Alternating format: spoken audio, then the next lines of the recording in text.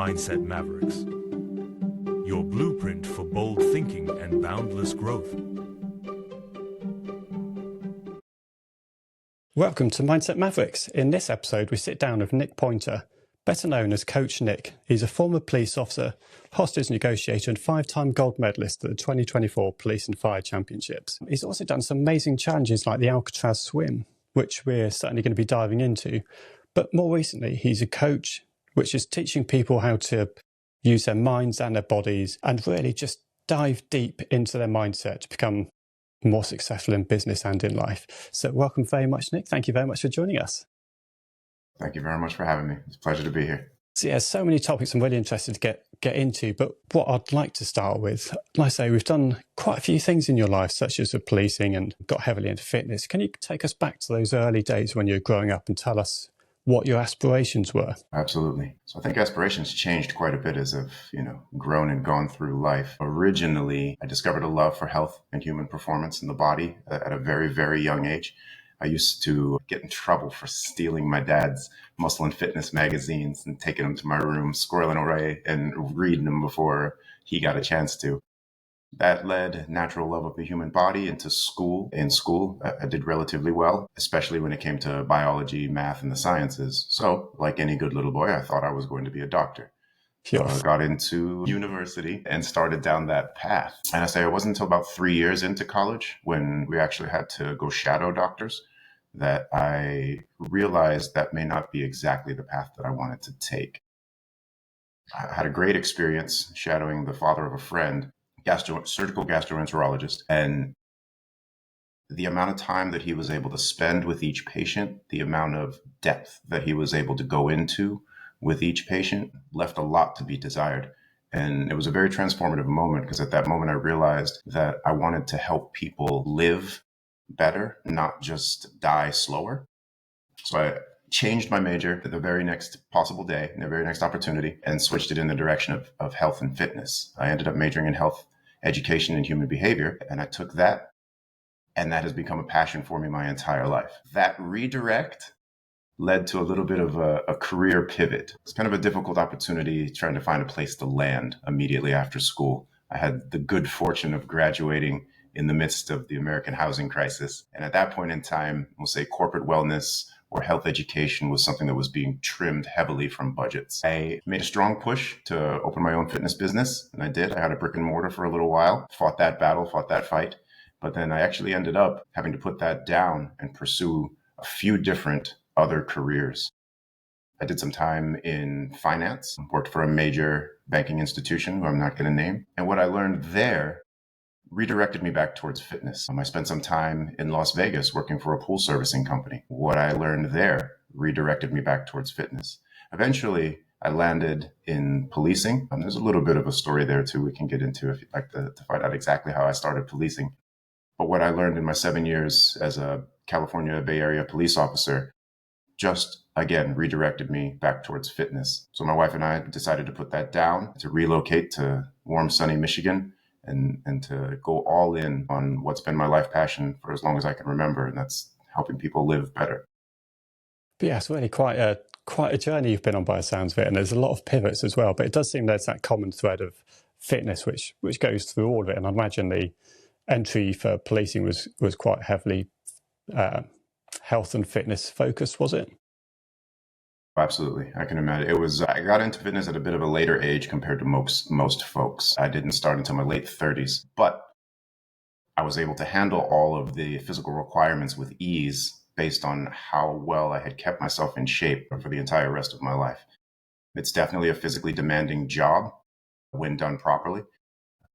When you're that person that's being relied on in that moment of crisis to serve the community and be the one that people are turning their attention towards and their need for assistance towards, you have to be physically capable in that moment. And some of the things that I taught, some of the things that I were taught, that you don't rise to the level of the moment, but instead you fall to the level of your training. A common parlance in policing, law enforcement, as I'm sure you're familiar with. I found that works, that applies specifically with the tactical things that we do. But where I saw it fall apart on the job was with the decision making. Some of my coworkers that necessarily didn't put as much time and effort into maintaining their own physical fitness would then fall apart mentally or emotionally at the wrong time because they fell to the level of their training instead of rising to meet the level of their moment. That was when I started to construct this program. But yeah, there's a few interesting bits you touched on. I want to go into a bit more depth. I think you've mentioned about pivoting a few times, that you've done the pool business, banking, policing, coaching. So there's been quite a few pivots. And one of the things that people do find quite difficult is to make that change and to think, actually, I want to go and do this, but now I'm stuck. I know where I'm at. I'm safe. I'm comfortable. What is it that's enabled you to make those pivots so frequently and with what seems like ease? It's definitely not as easy as it seems. But I think at the end of the day, all of the things that I pivoted to had a common thread of service, at least from my perspective, trying to get into them. I felt like when I was in financial advisor that I was trying to take care of people and be a shepherd for their investments. Felt when I was a pool service company that I wanted to do my best to do the work that I could to shepherd, to take care of their pools and give people a good experience. Obviously, law enforcement is a huge service component, and obviously fitness and personal training. You're trying to help people bring the best out of themselves. So I think that falls back to a common thread in my life and the way that I was raised, where service and aid to others is a foundational thing for what I do and core to who I am. It made it easy to pivot. I will say that I didn't stay long in the financial industry. And that was because when I got in there, I found that not all of my coworkers were as service oriented as I was. I'd like to say that there were a lot of sharks in that water. And I quickly realized that that was not a pool that I wanted to swim in. So I left that career pretty quickly. Yeah, and you've talked then about going into police, and you did hint at there being a story behind that as well, which I'm very intrigued about. So how did that particular pivot come about? So my grandfather was Washington Long, and Washington Long was the first Black chief of police in Albany, Georgia. He joined the police force back in the 1960s. My grandfather was on his deathbed in 2014, and that was also a time of great racial strife in the United States. A couple of summers in a row, there were some pretty major things that were going on. And I remember, having always been politically minded and very socially conscious, I asked my grandfather, how did you do what you did when you did it? Obviously, the civil rights movement was in its heyday when he was starting policing. And how did you, as a Black man in Georgia, find the strength to go to work or even consider choosing that as a career? What he told me before he passed was that when a moment like that arises, you have a choice. You can complain, you can do nothing, or you can stand up and take action. And he broke it down for me specifically. And I don't want to disparage protesters or social movements or anything like that, but he framed protesting as complaint. I could grab a sign and I could go get in line and I can march, but at the end of the day, when I go home, what change was really affected? I could stay at home and do absolutely nothing, but again, what changes is actually affected? He said that he chose to join because if he put the badge on his chest, then he knew it wasn't on the chest of a racist officer or a man with lesser ethics or morals or character. So I took that to heart, and I looked at law enforcement as an opportunity to be the one to be there at that moment and to know the strength of my character and to bring that moment to every moment that I went to. I also considered being a swim coach previously. I was a swim coach for a long time. It was one of my first jobs. And one of the things that you learn as a swim coach is, especially when you're dealing with children, is that they're going to ask you the same question over and over and over and over and over again. And even though you answer the same question maybe 15 times in a practice, that doesn't matter, because the 15th, 16th time that you say it may be the first time that that child heard it, and it may be the way that you say it that actually gets through and resonates. Fast forwarding and taking that into law enforcement, I realized that even though I would be wearing the badge every single day, and when I looked in the mirror, I would see a police officer every day, more often than not, the people that I interacted with, that may be the first instance of ever interacting with a police officer. And depending on how I approach that moment, that could form their opinion of an entire industry. And I really took that to heart. And I think that carried a lot of weight. And I tried to make sure that every interaction that I had, whether it was criminal or victim or citizen, had a positive view of law enforcement at the end of it. Obviously, we do what we got to do. And you take care of business when you got to take care of business. But at the end of the day, like I was very fond of saying and quoted often, you did a criminal act. It doesn't make you a criminal person. You can choose your humanity. You're going to atone for what you've done. You'll be judged by judges. I'm not a judge. I'm a police officer. And you'll be judged by those who do that. But at the end of the day, you're a human and you have value as a human.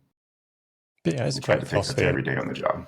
That's it. And I think you were lucky you had great inspiration there and your grandfather as well to give you that advice a number of years ago.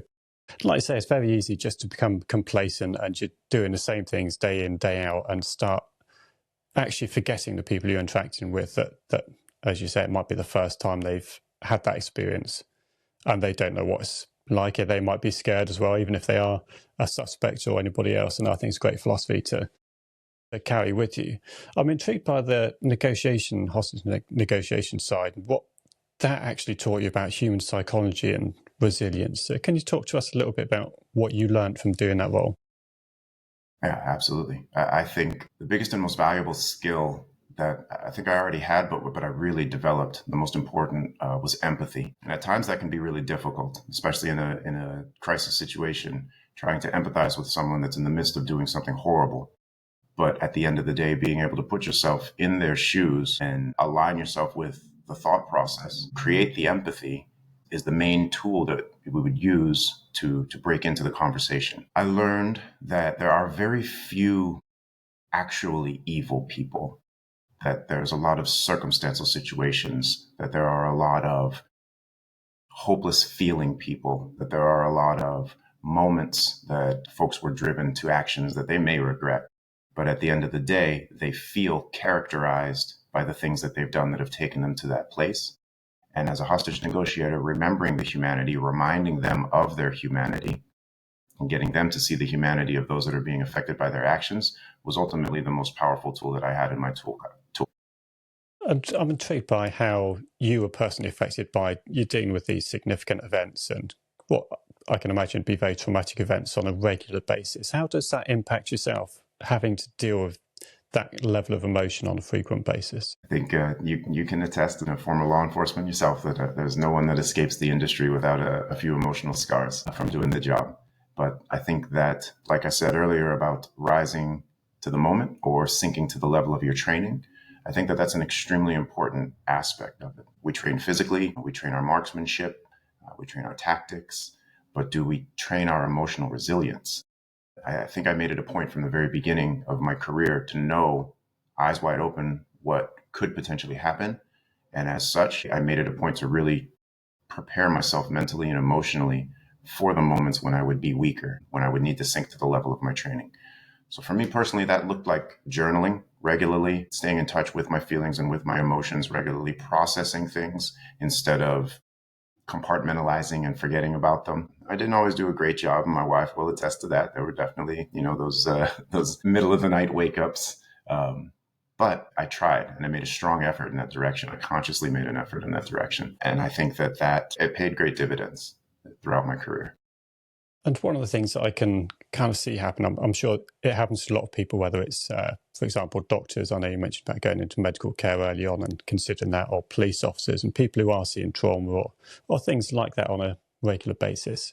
Did you ever suffer from compassion fatigue, where you start seeing other people's problems as lesser because you've experienced so many traumatic experiences? Yes, once. So with regard to just the regular ins and outs of the job, no, that didn't happen. I try to always maintain the perspective that even though this is the nth number of times I've seen this particular type of call, it may be the first time that it ever happened to that person. So I can say that throughout the day-to-day of the job, that wasn't an instance.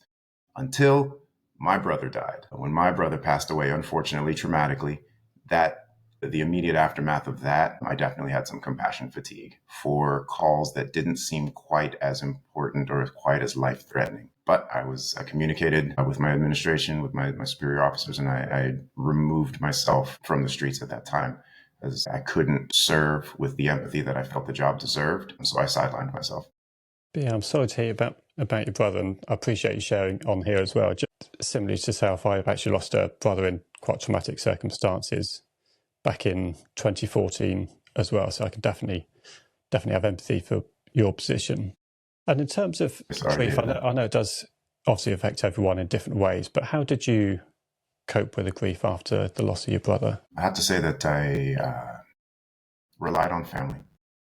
And that was the big thing. I relied on the support structure that I had created, the support structure that I had invested in to help me through the stress of the job beforehand. And that ended up being my wife, my in-laws, my son. I kind of turned back to the things that were the most important. In the immediate aftermath, the remainder of my siblings and I, we communicated quite a bit, and we kind of turned in towards each other. I will say that I definitely learned a lot more from that moment. One of the things that I did that not particularly proud of, but that I regret, is that I kind of shut down from folks that were not as close on the inner circle. Friends, acquaintances, even some good friends. If they weren't immediate family or have known my brother, then I kind of shut down from them a little bit. And I regretted that. And then I have since spent some time, invested specific time in rebuilding those relationships. But that also comes back to bring it back to what I do now, that comes back to exactly what I talked about. There are times, there's a quote that I learned from my father that says that sometimes it's okay to lay in bed in the fetal position and cry, but you can't stay there. You got to get up and you got to get back to work. But I think that allowing yourself the latitude to curl up in the fetal position and cry in bed sometimes is needed by everyone. Nobody makes it through life without the types of trauma that you and I have experienced. Nobody makes it through life without the types of loss and grief that you and I have experienced. I would argue that if they do, then they're not fully loving or living life. But with the highs that can come with life and the lows that can come with life, there come times where you've got to curl up in the fetal position, and that's okay. I think that, especially as men, and especially in modern society, the latitude, the forgiveness, the grace to allow ourselves to do that is missing, is sorely missing. And like I said, you can't stay there every day. You do have to get back up and get back to work. But a good cry or a good curl up, that's needed from time to time. Absolutely. And sometimes it is exactly that. You need it. Once it's done, you can actually start moving past it and moving forward. And because you are a coach now and you're obviously speaking to lots of, I know, particularly males as well, are you seeing any resistance to showing emotion or showing vulnerability? Is that something that you're seeing in your coaching? Yeah, quite a bit. Quite a bit, actually. I think that there's a mental image that is created of what a quote unquote man is supposed to be. And I think that it is the glitz and glamour of the outside of a package without really diving into the depth of the inside of what allows the outside of that package to shine like it does. I think that there's a lot of men that think that they need to be tough, that they need to be supremely stoic, emotionless, grind, all or nothing, all in, all the time. And at the end of the day, all out all the time leads to fatigue, leads to break, leads to a straw that broke the camel's back, to use an expression. But I think that image doesn't allow for the grace, doesn't allow for the humanity, doesn't allow for moments of weakness. And when we don't allow for moments of weakness, we can't fully have moments of strength. What I see quite a bit is false strength. I see false bravado. And those aspects, when they're truly tested by the real things in life, they fall apart, they break. That man can't be there for the people that needs to be there, because that man hasn't explored the depths and to be able to rise from them like we've just talked about. I think I'm seeing fairly similar kind of patterns to what you suggested, and it does seem a lot of it is driven by social media and some of the messaging, and particular influencers are out there pushing social media. Do you have any views on the impact of social media on mental health for the people that you're coaching? Absolutely. Social media it's the greatest thing that's ever happened to us, and it's the worst thing that's ever happened to I think that we have the ability to curate our algorithms. And by doing so, we can feed ourselves a steady diet of the types of things that we need to grow and become better, the people that we aspire to be. But at the same time, we can also just lay the algorithm, and it will pull us down into the depths of our human vices and push us in a direction that we don't really want to go. Like you said, you mentioned certain influencers. We don't even have to get into any specifics of anyone. There's an entire class of influencers that prey on lost insecure men and young men who haven't quite figured this out, that are the glitz and the glamour, the outside, the shiny veneer, kind of that we spoke about. Yeah, I'm sorry, go ahead. I think a lot of it is, like I say, it's people who may be lonely, haven't quite found their place in the world yet. And it tends to be whoever happens to put their arm around them first. And I think sometimes if they find somebody who might come across as including them in their community, that's the first person I latch on to. But equally, if it's somebody who put their arm around them and was like, let's go and play football, it could quite easily be that person. I think that the view I have on it, I don't know if you're seeing the same. Yeah, it's interesting. It's I forget where I heard it, but it's a bit of a phenomenon. The even though we have the ability to be more connected, we're not really connected because it's a quiet, alone in your home or alone view out through a looking glass, and you can see much more of the world, but the world isn't necessarily looking back at you unless you put yourself out there. But even still, if you put yourself out there, they're looking back at you through a type of a looking glass. It's not really the core interaction that you would have day to day, that you would have at the gym, or that you would have in a small community. So even though it feels like we're more connected, I think that the reality that's bearing itself out is people are feeling more isolated. And then as a result, just like you said, the first thing that appeals, the first one that feels like they're putting their arm around them, they can get swept up and carried away in the wrong direction. I think one of the other dangers of social media is that people can go searching for something on social media, whether it's to improve their mindset or to get healthier and fitter, but fall into that trap of keep trying to learn, learn more, watch more social media, watch more people talking, and fail to actually take action. So if there's somebody who's stuck in that loop, what would you say is the first step to actually make a positive change to their lives? I think it comes back to what I think is the number one step for all people that are feeling this way, especially for young men. Go to the gym. I think that's the best place to start. I think that physical fitness, taking care of your body, learning about how to take care of your body, I think is absolutely step number one. And then by doing that, you're going to be around other people who are also doing that, and you're going to create opportunities for actual face-to-face, real-life, non-social media interactions. And I think that those are the first steps in the right direction. Yeah, I think there's plenty of barriers as well for people actually making that step to get into the gym, whether it's not knowing what they're doing, if they feel out of shape, for example. People are reluctant to start because they're not the typical gym body. So how do you get over those initial barriers of just making that first step? Yeah, absolutely. I think that like with so many things, the first step is the hardest. I think that back when I worked as a personal trainer in a gym, I would hear quite often that I've got to get in shape to go to the gym. It's one of the saddest sentences that I've heard, because the gym is supposed to be a welcoming, inclusive place where you can go and do that. But the same toxic culture that we spoke about earlier, it is persistent in the gym.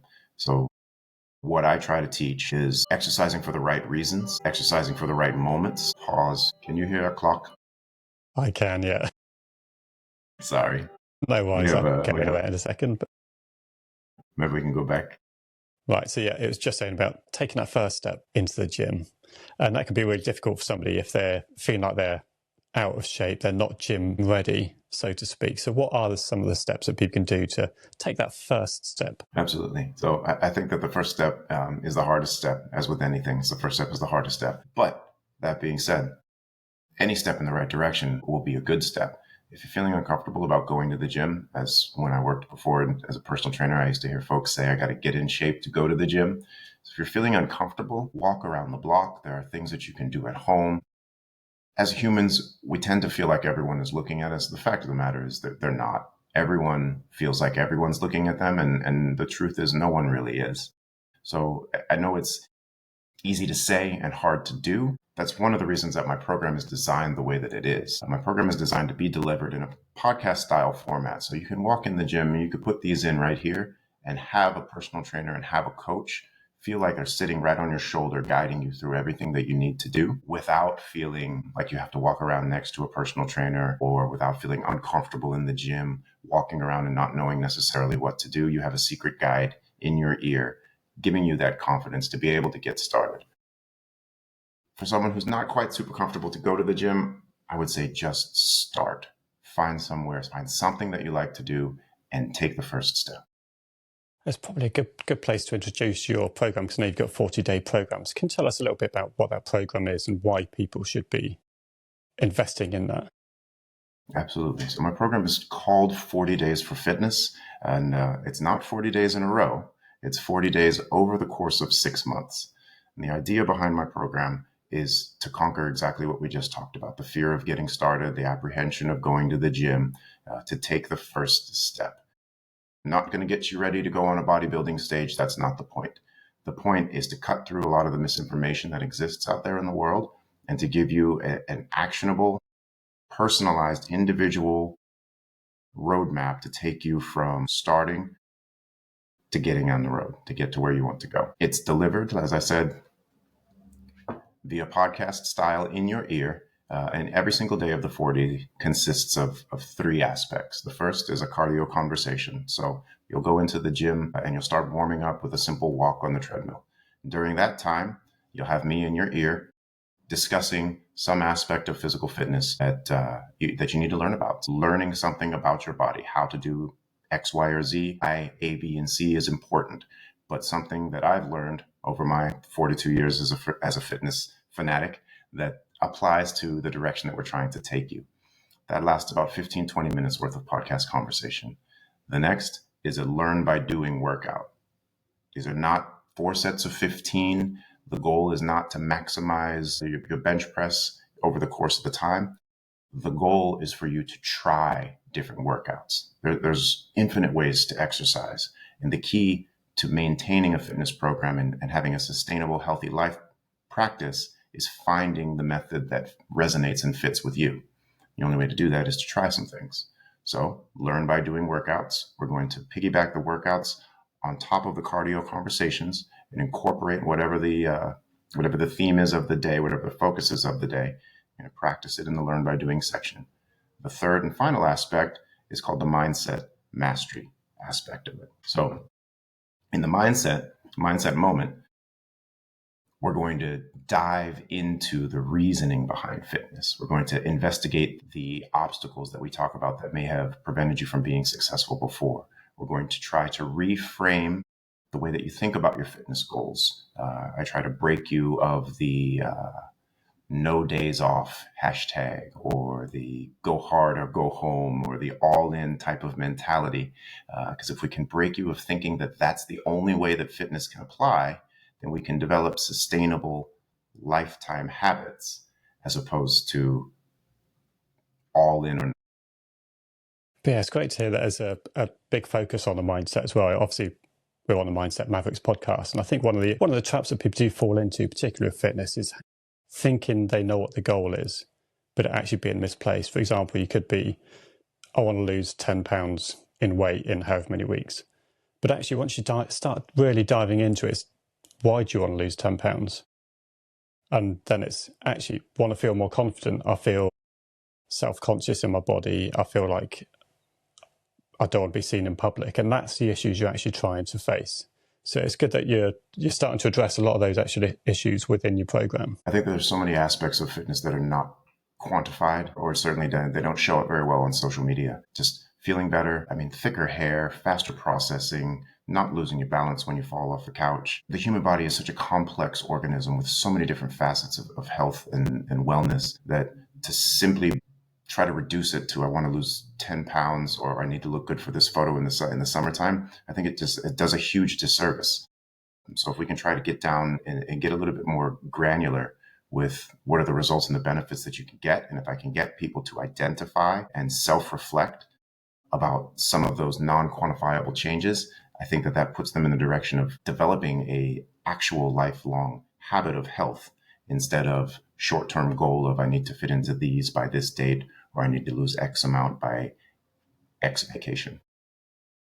Yeah, I'd love to stick with the mindset theme for a little bit longer, because I wanted to ask you about one of the particular difficult challenges you faced, which was the Alcatraz Swim. Could you tell people a little bit about what it is to start with and then how that played out for you? Yeah, absolutely. So, and we're coming up on almost 20 years ago now. There are swim races from Alcatraz. For those who don't know, it is not impossible to swim from Alcatraz to the shore. You should be a pretty strong swimmer, but it's not impossible. So I registered to do the the Alcatraz biathlon. When I did it, it was called Alcatraz Swim or Die. So the long and short is you jump from a ferry that's docked near Alcatraz and you swim back towards San Francisco, towards the Presidio. Now, the instructors, they tell you, if you're not a strong swimmer, go ahead and aim directly for the fort, and the current will pull you towards the Presidio, and you'll complete it's about 1.5 2-mile swim. You'll end up at the right spot. They tell if you're a stronger swimmer, well, you go ahead and aim straight for the Presidio because you can overpower the current. I jumped in and was not prepared for the 50-degree water with 3-foot waves. It was not quite the same as the pool that I was used to practicing in, and I panicked a little bit. So as a result, I aimed straight for land, and I got off course by quite a bit. Now, someone showed up in a boat, and they said, "Hey, what are you doing? You're going the wrong way. You need to head towards the bridge." So I can pop my head up, and I can look. I can see the Golden Gate Bridge, and I can see the other bridge, the San Francisco Bridge. And now all during pre-race education, they told us, do not go past the Golden Gate Bridge. If you swim too far out to the bridge, the current will get you. You're out in the ocean. We can't help you. It was the number one thing that they reiterated over and over. So I see 2 bridges. That's the no-no bridge. So I'm going to swim towards that bridge. So I swam for about 1.5 hours in the wrong direction, off course. Eventually, they came and found me with a boat. And they said, "What are you doing? You are in the wrong place." I kind of got a feeling for that when I was swimming in between cargo tankers, that I may be off course. But they said that you need to turn around and you need to go the other direction. At that point in time, they gave me the option to get in the boat and they would drive me back. And I said no, I refused. I intended to swim from Alcatraz to the shore. That was what I was there for. That's what I signed up for. That's what I flew from Florida, where I was in university, back to California to do. And I was not going to show up on the beach in a boat. So I turned around and swam about another 1.5 hours, 2 hours, back on course, back to the beach. I said they called it swim or die because I was actually the second to last person out of the water. The only person that was in the water longer than me actually lost her life. She had a cardiac arrest and did not survive, and they cannot call it that anymore. Yeah, but understandable why. And it sounds like a horrific challenge, if I'm honest.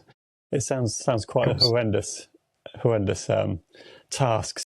How did you actually process that while you're in the water? Like I say, it's a long time to be in water, particularly at that temperature. But what was going through your mind? It was a transformative moment. It was a transformative moment for sure. It was a transformative moment. After I decided that I was not going to get out of the water, no matter what, I talked to myself at that moment and I said, I will die trying this. I will swim or I will die.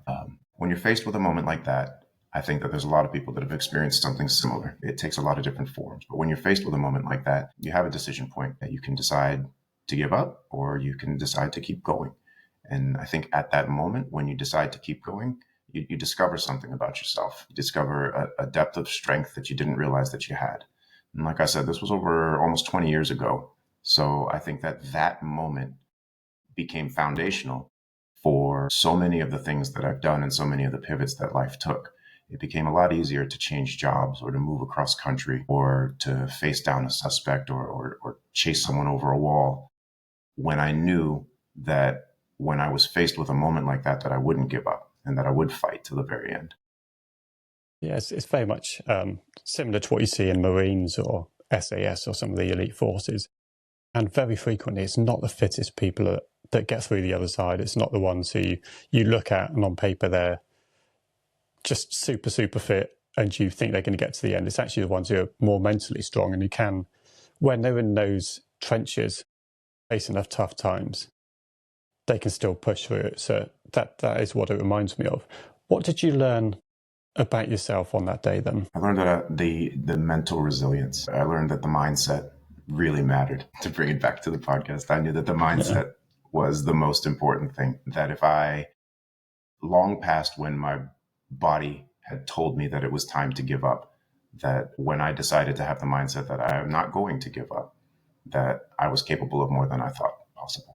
Following on from that question then, was that mindset born in that moment when you faced that particular choice of carry on or give up? Or was it a series of events that was leading up to that moment where you discovered how resilient you were? I think that it was, if I think about it in reflection, I think that it was similar to looking at social media and getting off the couch. I think that it was something that I had thought about, something that I had been taught, something that I had instilled in me, but that was the moment when it was challenged and when I met that challenge. In terms of any particular strategies, you've done quite a few very challenging events. I know you've been in the fire and the police games and certainly won, I think, 5 gold medals, wasn't it? And faced this particular challenge in the water as well. Are there any different ways that you approach fitness now? Yeah, as I'm getting older, the change, well, let me back that up. Absolutely. So as I'm getting older, the focus changes just a little bit. But I believe that I have tried to look at fitness as a practice of kindness, and a lot less as a practice of punishment. I think a lot of people feel like they need to go into the gym and they need to hurt themselves in order to grow. That if they're not sore, they didn't do anything, or if they don't reach the absolute point of exhaustion, that it wasn't worth it. I think that my mentality, especially in my later years, has been that it's a practice of love. It's a practice of kindness, that I'm lucky enough and blessed enough to have this physical body and that I want to take care of it and maintain it. Think of it less like a demolition derby with the car and more like a loving waxing of a cherished antique in the garage. I don't always reach the super high heart rate and I'm not always sore when I leave, but at the end of the day, I'm always more grounded and I've always taken a step, albeit maybe a small one, in the direction of better. And in terms of keeping that focus, though, even when times are tough, you don't want to get up, you don't want to go and do these workouts, or you're facing whatever it might be. It could be something in business or life that you don't want to do. What is it that keeps you getting up and pushing through to achieve whatever that is anyway? So I think it's a little bit the grace, the ability for the fetal position, that conversation, the grace to be able to allow yourself to not go, or the grace to be able to allow yourself to have down days. I think when you say to yourself on December 30th that I'm going to work out every single day for the next 90 days, or I'm going to work out every day, 5 days a week, maybe for the whole next year. When you set such a lofty goal like that without the ability to have any compromise, when you miss, that starts the downward spiral of negative self-talk and self-deprecation and ending in a place where you almost feel like giving up because you haven't been able to give it all. That's the nothing side of the all or nothing conversation.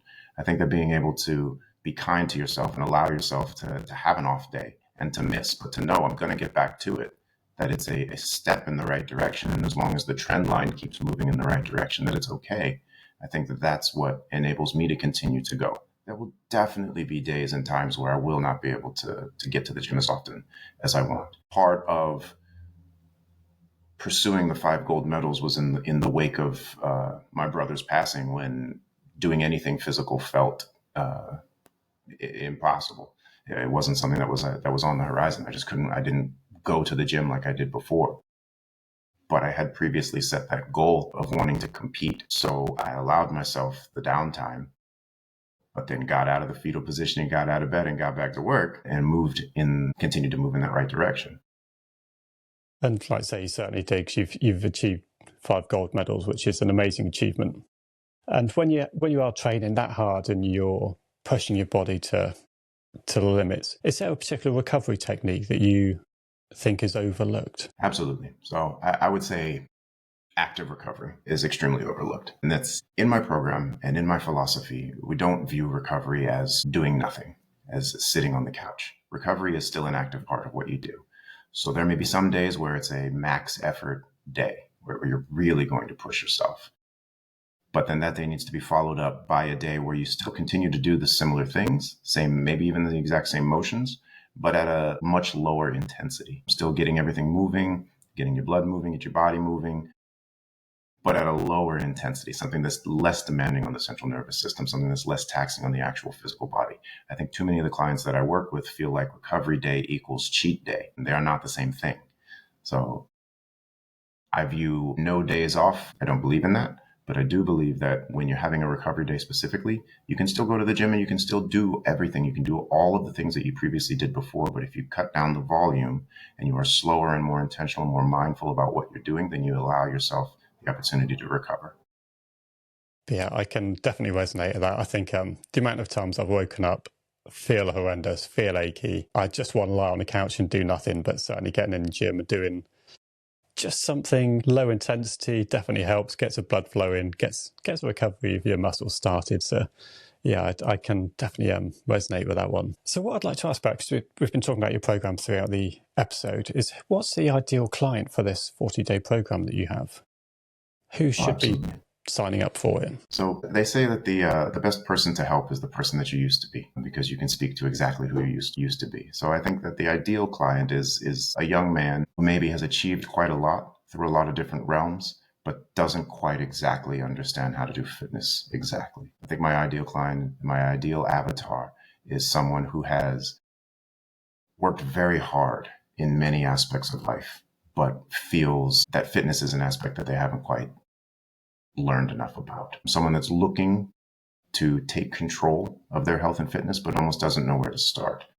My program ends up being perfect for someone that may have tried a few things, maybe had a few years of resolutions that ended up falling off after a couple of months. My program ends up being absolutely perfect for them. We customize, tailor, and personalize it to each individual person. So it is a lot less about finding the fitness program that fits your lifestyle as it is taking your lifestyle and molding it around the fitness that you want to have. You don't need to get up at 5 o'clock in the morning every day to go to the gym if it's not something that fits in with who you are. You need to find the time and the activity that fits in with the lifestyle that you currently have. Otherwise, you're not going to continue to do it. It's going to be unsustainable.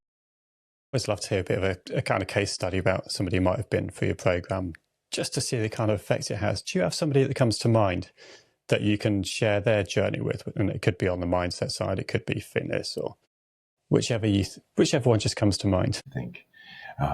Yeah, absolutely. So I'll speak about someone that I worked with a few years back, but we'll change the names to protect the innocent. So someone that I worked with, taking the mindset of all-in fitness, taking the mindset of, well, let's back up. So this gentleman or lady is the child of two Air Force officers. So you can imagine the high achiever type household that this young man grew up in. High bar, Eagle Scout, the whole 9 yards. All or none mentality to the absolute max. Now, this individual suffered some injuries and ended up not able to exercise at the same level that he had exercised during his early 20s. As a result, he ended up self-medicating with alcohol, with prescription medications, made a couple of efforts to get back into fitness, but they usually ended up with injury. Because he would go into the gym and he would try to do the exact same thing that he used to do in his early 20s, but now we're in mid 30s and you just can't do that anymore. He had not ever considered a different way of working out. So when he came to me, he was close to 400 pounds on more than a few medications and also washing those medications down with a couple of bottles. So what we ended up doing was we evaluated gut health. We made some changes very basic changes at a nutritional level. But more importantly, we allowed the freedom and the grace for those changes to be small, little steps in the right direction. I think when I explained that it's not a light switch, fitness is more like a dimmer switch, and we're just going to turn it up a couple of lumens at a time, that really changed his mentality, changed his focus, and made it a sustainable habit. Previously, if he didn't go to the gym and immediately start to see the same type of results that he used to see in his 20s, he would count it as a failure, throw it out the door, and it wasn't something that he was even going to give up anymore, and he would continue to backslide and continue to gain more weight. After we did this change, I won't go too deep into the specific details because I don't want to identify who this person is, but I can say that there was a 40-pound weight loss in the second month of us working together.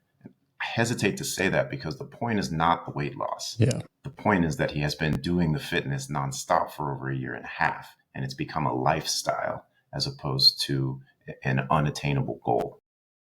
Yeah, and it sounds like it's kind of taking that shame away of where things go wrong. It's people beat themselves up, and then you go into that cycle of falling back into old habits, and it is changing that mindset. So no, it sounds like a fantastic change for your client. It's a great way to say it, taking that shame away. Absolutely. So what I wanted to ask about, because you've obviously been in very high pressure situations, you've been in the police service, you've dealt with hostage negotiations. And in business, there's often a lot of high pressure decisions we have to make as well, whether that could be about staffing, how you're going to pivot your business, or just it could be anything strategic. So like in hostage negotiations or endurance races, how can people improve their ability to make smart decisions under pressure? Absolutely. So we go back to the complexity of the human machine, right? So it's about maintaining that machine.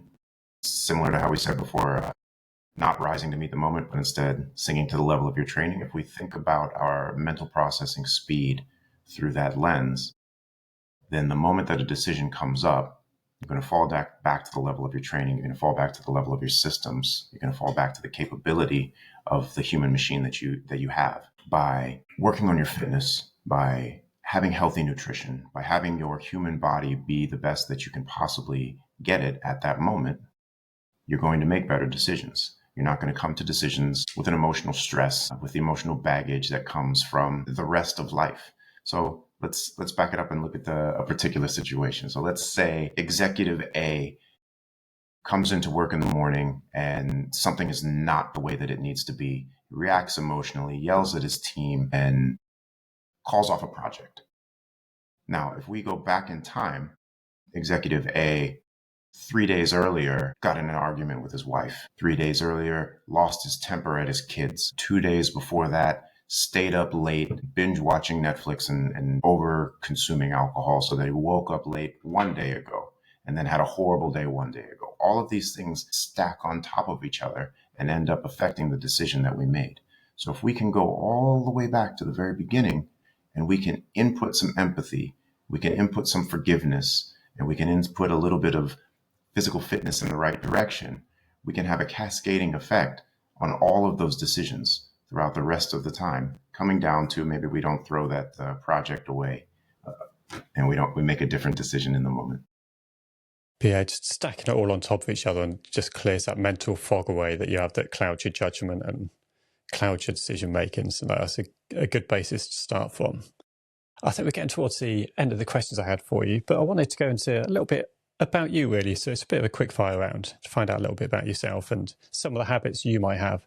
So the first question is around, can you think of a particular book or podcast that's had the biggest influence on you? Let's see, some of my favorites. Obviously, Hormozy is a genius in the business and marketing game. So I love hearing his philosophies on how to approach that. And then Chris Williamson, his podcast is amazing. Also, everyone, Diary of a CEO. Those are all wonderful podcasts. I think that one that maybe folks might not expect as far as a book, the books by Brene Brown around shame. I think that those were extremely transformative when I first got into them over a decade ago. Yeah, I think I think that's some great choices there. So in terms of your mindset now, you're obviously continually trying to improve and work on your own mindset. What do you do to work on your mindset currently? I still journal. I still journal. I won't say I journal regularly because I give myself the forgiveness to not. But there are times when I need to write down and take some time and dive into that. One of the greatest things for me lately has been I have a 3-year-old son. And so I'm very heavily invested in my family and heavily invested in being there for him. I was told, like all new parents, to cherish the moment. There's the wisdom that the older parents have for us, don't take anything for granted. And I try my hardest to do that. So as such, my pursuits in the gym, my fitness has changed a little bit. Back in the day, maybe I wanted to, look good or feel good or have athletic performance. Now I want to be able to pick my son up for as long as he wants to be picked up. And I don't want the last time he ever asks me to pick him up to be me saying, no, I can't do that because I'm physically unable. I don't know when that last day will be, but whenever he asks, I want to be strong enough to pick him up. Yeah, it's a fantastic goal to have. I think this, I can kind of guess what this answer might be for the next one from our conversation so far. But do you have one particular habit you practice every day to get you in the right mindset for the day? So I know you've touched on journaling and obviously quite heavy into fitness. It could be one of those, but I also understand that you give yourself grace to not do those things if for whatever reason you don't feel like it or something comes up. Honestly, fitness is really a big one for me. I'm the type of person that is a morning person for fitness. Not everyone is, and I didn't always used to be. but I'm finding lately that the days that I can get up early in the morning and start my day off with some sort of fitness, even if it's as simple as a few yoga stretches in my room, or if I'm going all the way to the gym and getting a hard swim in, if I can start days like that, that really centers my mind and centers my body and pushes me in the direction that I want to go. So I think that's been the most valuable practice so far. Outside of that, gratitude. Gratitude is, yes, all the things that we've done, all the places that we've been, everything that we've experienced. If I can stop in the morning and I can look around and take appreciation for where I'm at, then that helps me enjoy the day and be where I am. And I'd like to ask as well, what's the biggest lesson in either life or business that you wish you'd learned sooner? I've been thinking about that. I would have to say forgiveness. I think forgiveness of self. That comes back to grace and forgiveness of self. I think for a very long time, until I learned that lesson, I used to beat myself up for not being where I wanted to be, or what I thought I should be, or what maybe someone, social media or someone else had projected upon me that I should be. But forgiveness of self and grace and latitude to be where you are, and recognition that as long as there's the continual pursuit of the right direction, it's okay. I think that that's something that I would have benefited if I could go back and tell myself in my 20s about. Yeah, another great answer. But I really appreciate having you on for the episode. It's been so many little nuggets of advice that you've given, so I'm sure listeners will benefit a lot from this episode. But if there's one thought you could leave listeners with today, what would it be? The foundation of anything that you're looking for lies in your fitness. That's the place to start. I think that it's the alpha. It's the place to start. It's the first step. So if you are feeling like you need to get in better shape, if that mountain looks super tall, don't even look at the mountain. Just look down at your foot and take the first step, whatever that may be. That's the first step to unlocking everything that you're looking for. And finally, if anyone wants to connect with you or find out a little bit more about your program, where's the best place to do that? I think you can find me on Instagram at @TheRealCoachNick, and my program exists online at dayfit.com. Those are the best places to look out for me. And I'm always taking new LinkedIn friends. Fantastic. I'll put all the links in the show notes anyway, so any listeners can get in contact with you. But yeah, really appreciate you coming on. Thank you very much. Yeah, thank you very much for having me, John. It's been great. I appreciate it.